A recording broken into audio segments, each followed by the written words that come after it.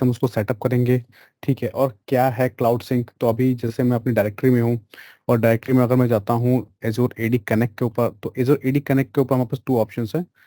एक तो connect sink है और एक है क्लाउड सिंक। तो कनेक्ट सिंक तो हमने ऑलरेडी देख लिया है। अगर मैं क्लाउड सिंक पे चलता हूँ, तो क्लाउड सिंक को भी हमें सेटअप करना होता है, बट हम इसको कैसे सेटअप करेंगे? ठीक है, सेटअप करने के लिए हमें चाहिए ग्लोबल एडमिनिस्ट्रेटर यूजर, उससे हमें लॉगिन करना है अपने पोर्टल के ऊपर, तब हम इसको सेटअप कर सकते हैं। तो क्या डिफरेंस होगा अभी अगर हम बात करें कनेक्ट सिंक और क्लाउड सिंक के अंदर? तो कनेक्ट सिंक के अंदर हमें पूरा इंफ्रास्ट्रक्चर जो होता है वो कॉन्फ़िगर करना होता है मैनुअली। बट जब मैं बात करता हूँ क्लाउड सिंक की, तो क्लाउड सिंक क्या है? एक लाइट वेट एजेंट है। सो ये एक एजेंट इंस्टॉलेशन है जो कि एक ऑर्केस्ट्रेटेड एनवायरनमेंट देता है, ऑटोमेटिक एनवायरनमेंट देता है, जो कि आप एज्योर के ऊपर ही सेटअप करते हो। ठीक, उसके बाद हम बात करेंगे डिफरेंसेस की।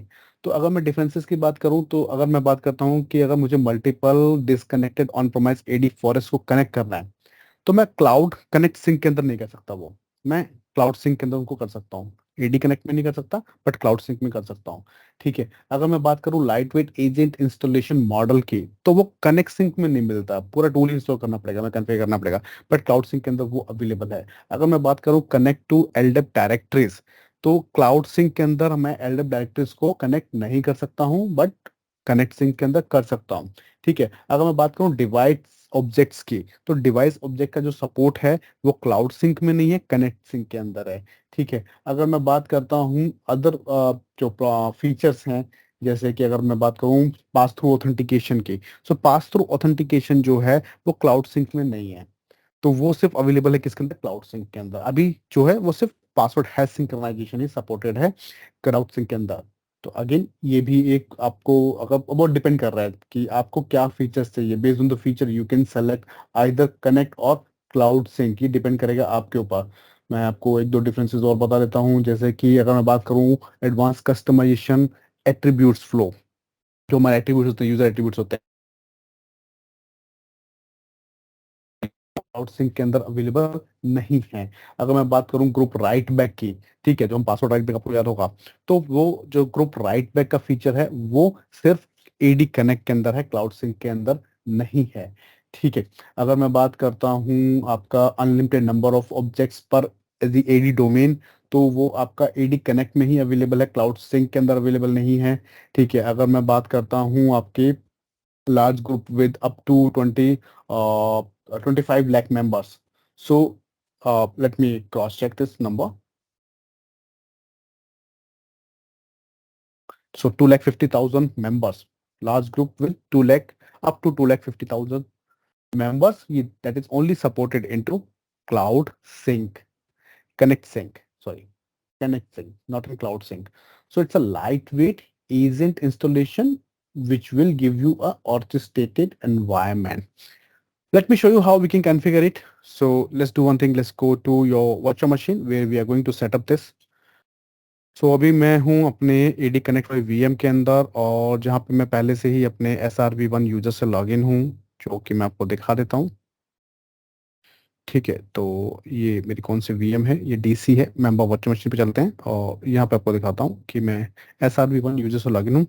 मैं गूगल क्रोम को ओपन कर लेता हूँ, और यहाँ पे हम अपने AD वाले जो अपना जो एजो का पोर्टल है उस पर हम लॉगिन कर लेते हैं। तो मैं वर्चुअल मशीन के अंदर अपना एजो का पोर्टल लॉगिन कर रहा हूँ। यहाँ पे मैं ग्लोबल एडमिनिस्ट्रेटर के साथ लॉगिन करता हूँ, क्योंकि क्लाउड सिंक को कॉन्फ़िगर करने के लिए ग्लोबल एडमिनिस्ट्रेटर ही रिक्वायर्ड होता है। तो मैं एडमिन @sanjay@aws.com, मैं डॉक्यूमेंटेशन का लिंक जो है वो डिस्क्रिप्शन में डाल दूंगा, जिससे कि जो इसके प्री रिक्विजिट हैं, ठीक है, वो आपको पता लग जाएंगी। डॉक्यूमेंटेशन आप रीड कर लेना। तो हमको ऑन प्रोमाइस एडी इंफ्रास्ट्रक्चर चाहिए, एजोर एडी इंफ्रास्ट्रक्चर चाहिए।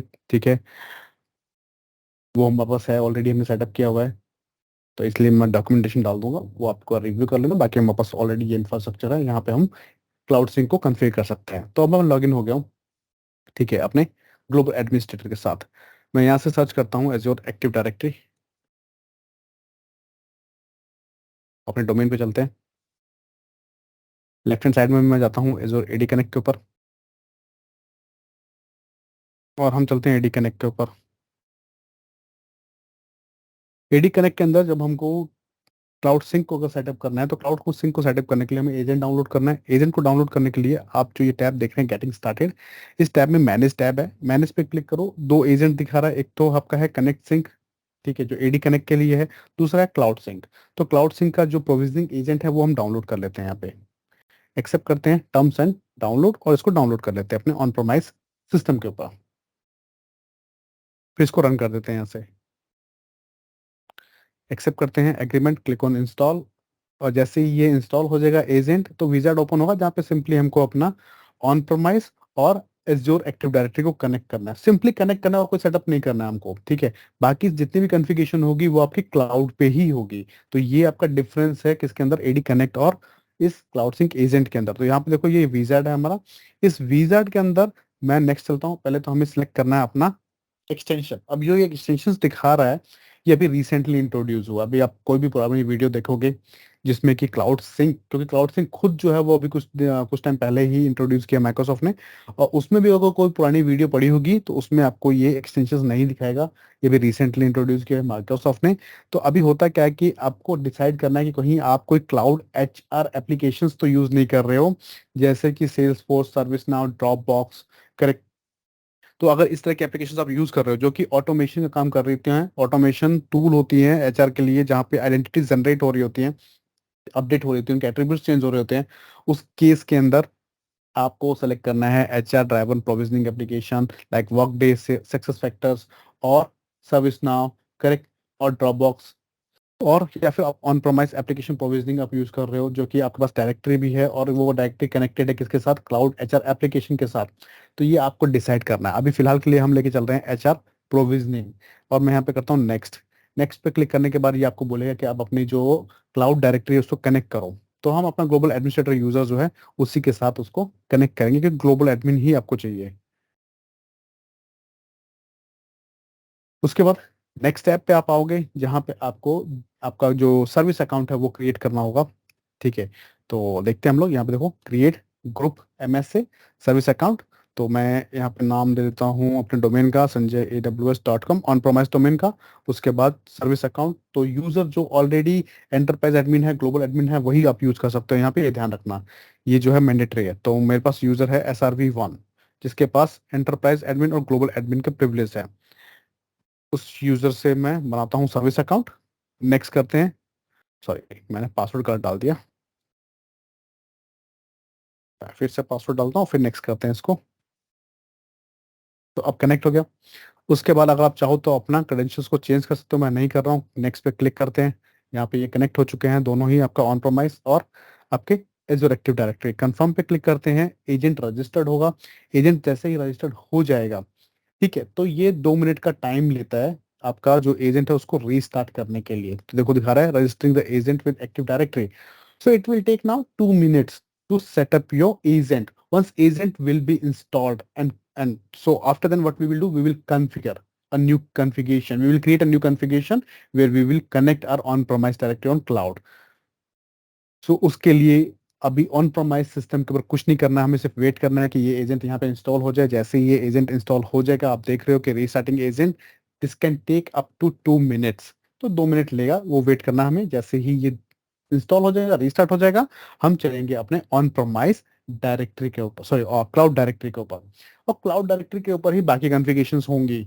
और जहाँ की अगर हम कंपेयर करें एडी कनेक्ट के साथ, तो एडी कनेक्ट में क्या कर रहे थे हम लोग, एडी कनेक्ट के ऊपर ही हम लोग सेलेक्ट कर रहे थे कि हमें ओयू का किस ओयू को सिंक करना है, ठीक है, किस डोमेन को सिंक करना है, पूरा फॉरेस्ट सिंक करना है, हमें पासवर्ड है सिंक्रनाइजेशन चाहिए, पास थ्रू ऑथेंटिकेशन चाहिए, या फेडरेशन ऑथेंटिकेशन चाहिए। तो यहाँ पे सिर्फ पासवर्ड है सिंक्रनाइजेशन ऑथेंटिकेशन मेथड ही सपोर्टेड है सिंक के अंदर, ये लिमिटेशन है, ठीक है। पास थ्रू नहीं है और फेडरेटेड ऑथेंटिकेशन नहीं है इसके अंदर।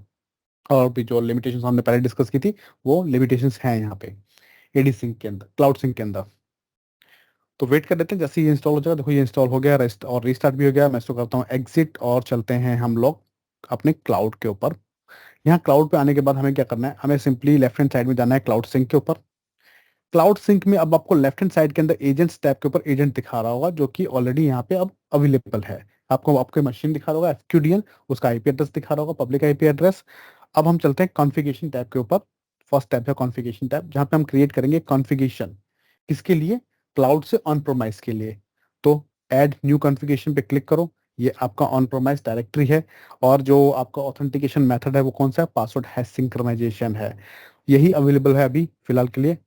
क्रिएट पे क्लिक करते हैं, ये कॉन्फ़िगरेशन को सेटअप कर देगा। जैसे ही ये कॉन्फ़िगरेशन सेटअप हो जाएगी, उसके बाद ये बाय डिफ़ॉल्ट क्या करता है? पूरे के पूरे डोमेन को सिंक करता है। तो अब आप चूज कर सकते हो, आप फ़िल्टरिंग इनेबल कर सकते हो। Through filtering you can select which OU you wants to sync, जैसे कि हमने एडी कनेक्ट में किया था। ठीक है? फिर हम मेल एट्रिब्यूट्स जो हैं, हमारे एट्रिब्यूट्स को कॉन्फ़िगर कर सकते हैं और भी बहुत सारे ऑप्शंस होते हैं जो कि ऑप्शनल है ये सारी चीज़ें। ऑप्शनली मैं उनको कॉन्फ़िगर कर सकता हूँ as per my organisation requirement. Correct? तो हम वेट करते हैं जैसे ये कॉन्फ़िगरेशन यहाँ पे कंप्लीट होती है, वो ऑप्शन भी आपको मैं दिखा देता हूँ, क्योंकि इसको ये इनेबल होने के बाद, क्रिएट होने के बाद हमें इसको इनेबल भी करना है। ठीक है? तो देखते हैं ये अभी ये कुछ सेकंड्स लेता है, जैसे ही ये क्रिएट हो जाएगी यहाँ पे कॉन्फ़िगरेशन, फिर हम उसको इनेबल कर देंगे। रिव्यू करेंगे और इनेबल करेंगे।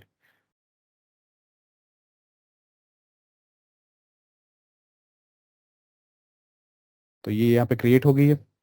अब चलते हैं वापस से। तो ये ऑटोमेटिकली आपको रिडायरेक्ट कर देगी उस टैब के ऊपर।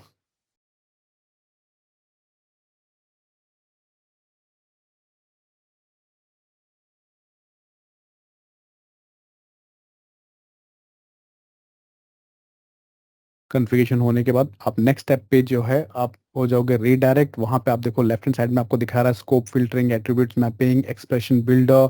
ये सब जो चीज़ें हैं इसको मैं कस्टमाइज़ कर सकता हूँ। स्कोप फ़िल्टरिंग का मतलब कि किस कौन-सा स्कोप है जिसको मैं सिंक कर रहा हूँ। यहाँ पे आप देखो सिंकिंग स्कोप जो है आपका।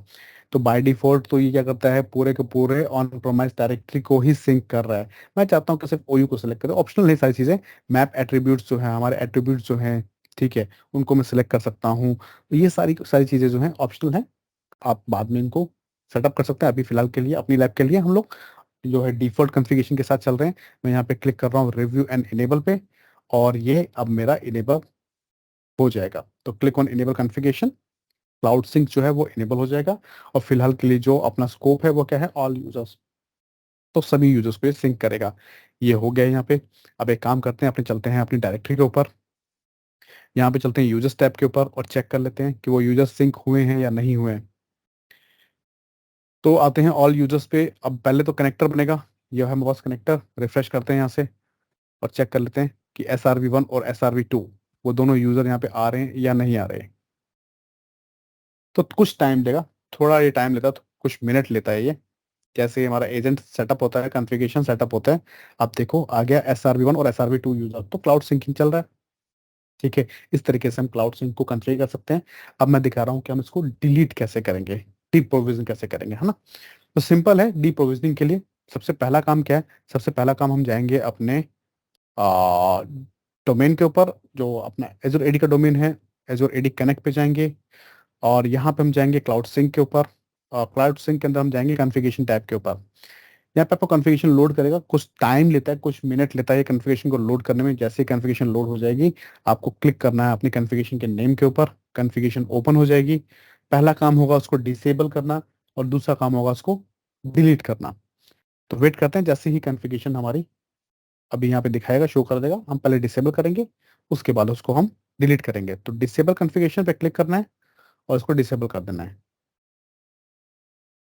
जो हमने पहले रिव्यू ने इनेबल की थी। उसके बाद हमें डिलीट पे क्लिक करना है और इसको डिलीट कर देना है। येस पे क्लिक करना है, ये यहाँ से डिलीट हो जाएगी। तो अब हमारी कॉन्फ़िगरेशन डिलीट हो जाएगी। जैसे कॉन्फ़िगरेशन डिलीट होगी, हमें जाना है एडी कनेक्ट वापस से अपने डोमेन के ऊपर और यूज़र्स टैब पे जाना है और यहाँ पे जाकर के मुझे अपने यूज़र्स को डिलीट कर देना है। तो कनेक्टर को और SRV1, SRV2 on premise users को मुझे डिलीट कर देना है। उसके बाद मुझे जाना अपनी मशीन के ऊपर और कंट्रोल पैनल के ऊपर। कंट्रोल पैनल में प्रोग्राम्स एंड फीचर्स में जाना है और यहाँ पे जाकर के मैं जो मैंने एजेंट्स इंस्टॉल कर रखे हैं उनको मैं रिमूव कर दूंगा।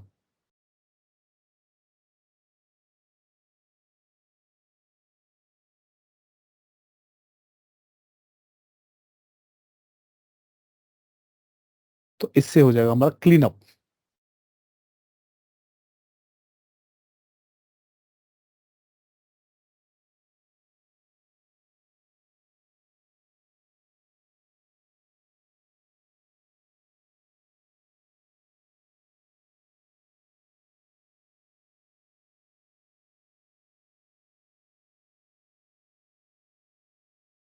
तो अगली जो भी हमारी वीडियोस आने वाली हैं उनमें हम देखेंगे कि हम मल्टी फैक्टर ऑथेंटिकेशन कैसे इंप्लीमेंट करेंगे पर यूज़र बेसिस। उसके बाद हम देखेंगे कि मल्टी फैक्टर ऑथेंटिकेशन को कैसे स्किप करना है। उसके बाद हम देखेंगे ऑथेंटिकेशन सेटिंग्स। उसके बाद हम देखेंगे कि हम कैसे करने वाले हैं कंडीशनल एक्सेस पॉलिसी को इम्प्लीमेंट। हम कैसे करेंगे लेगेसी एप्स को कॉन्फ़िगर कंडीशनल एक्सेस के साथ।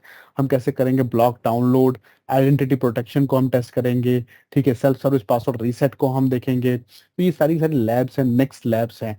और माइक्रोसॉफ्ट का जो ऐप ऑथेंटिकेटर है उसको हम कैसे यूज करेंगे। सिक्योरिटी की ऑथेंटिकेशन कैसे यूज करेंगे। विंडोज हेलो फॉर बिजनेस कैसे यूज करेंगे। क्या फीचर है ये, ठीक है। और उसके बाद हम स्टार्ट करेंगे नेक्स्ट हमारा जो है उसमें हम अपनी एप्लीकेशंस पे आ जाएंगे कि एप्लीकेशंस को हम कैसे एक्सेस करेंगे। तो कुछ वीडियोस बची हैं, कुछ लेक्चर्स बचे हैं, उसके बाद ये सिलेबस हमारा हो जाएगा कंप्लीट। ठीक है, गवर्नेंस एंड आइडेंटिटीज पे भी हम आएंगे, वो उसके ऊपर वीडियो रिकॉर्ड करेंगे। फिलहाल के लिए ये सेशन हमारा कंप्लीट हो चुका है। और मैं इसको रिफ्रेश करता हूँ यहाँ से, देखो ये हमारे यूजर्स हो गए हैं डिलीट और हमारा जो क्लीनअप का प्रोसेस था वो हो गया कंप्लीट। जैसे आप कंप्लीट कर लोगे मुझे यहाँ से इसको क्लोज करने दो। और मैं अपने आरडीपी सेशंस को कर रहा हूँ क्लोज,